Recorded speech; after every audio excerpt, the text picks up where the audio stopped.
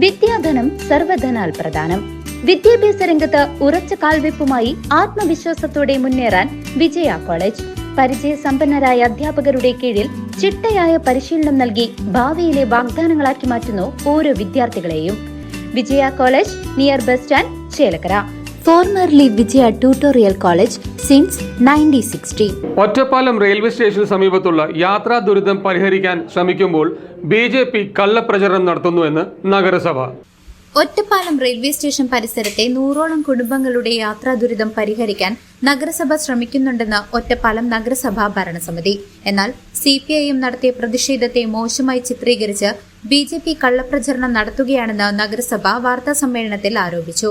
Railway സ്റ്റേഷന് സമീപം താമസിക്കുന്ന ഈ കുടുംബങ്ങൾക്ക് യാത്ര ചെയ്യാൻ നിലവിൽ ഒരു വഴി മാത്രമാണുള്ളത്.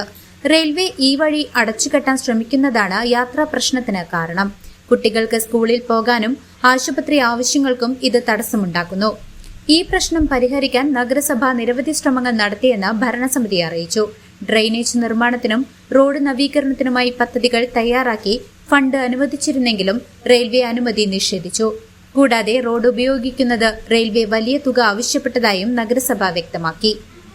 പ്രശ്നത്തിന് പരിഹാരം കാണാൻ എല്ലാ വഴികളും തേടുമ്പോഴും നഗരസഭയെ കുറ്റപ്പെടുത്തി രാഷ്ട്രീയ ലക്ഷ്യത്തോടെ കള്ളപ്രചാരണം നടത്തുകയാണ് BJP എന്ന് നഗരസഭ ഭരണസമിതി ആരോപിച്ചു.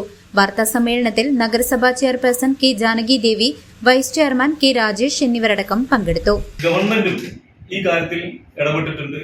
1/11/2024 ജോയിന്റ് ഡയറക്ടർ പ്രിൻസിപ്പൽ ഡയറക്ടർക്ക് കത്ത് അയച്ചിട്ടുണ്ട്. ഇതേ കാര്യം ഉന്നയിച്ചുകൊണ്ടുള്ള കത്ത് അയച്ചിട്ടുണ്ട്. അപ്പോ ഒറ്റപ്പാലം നഗരസഭ വളരെ കൃത്യമായി ഈ കാര്യങ്ങളൊക്കെ ഇടപെട്ട് വരിക.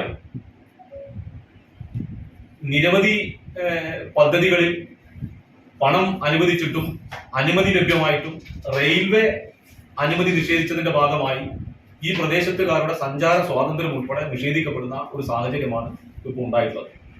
അതുകൊണ്ട് തന്നെ ഈ കാര്യത്തിന് പരിഹാരം ഉണ്ടാകണം. വികസന പ്രവർത്തനങ്ങൾക്ക് തടസ്സപ്പെടുത്തുന്ന സമീപനം ഉണ്ടാകരുത്. ഈ പ്രദേശത്തെ റെയിൽവേ വരുന്നതിന് മുമ്പ് തന്നെ താമസിക്കുന്ന പാവപ്പെട്ട ആളുകൾ, ആ പാവപ്പെട്ട ആളുകൾ 5 സെന്റോ 2 സെന്റോ ഭൂമി വാങ്ങാൻ, മറ്റെവിടെയെങ്കിലും വാങ്ങാൻ സാമ്പത്തിക ശേഷിയുള്ളവരാണെങ്കിൽ അവരവിടെ നിന്നൊക്കെ പോകും. അവിടെ ഇപ്പോഴും 100 കണക്കിന് ആളുകളുണ്ട്. അവിടെ 2 അംഗനവാടികൾ പ്രവർത്തിക്കുന്നുണ്ട്. ആ അംഗനവാടികളുടെ പ്രവർത്തനം ഉൾപ്പെടെ അവതാളത്തിലാവുകയാണ്. News desk CC.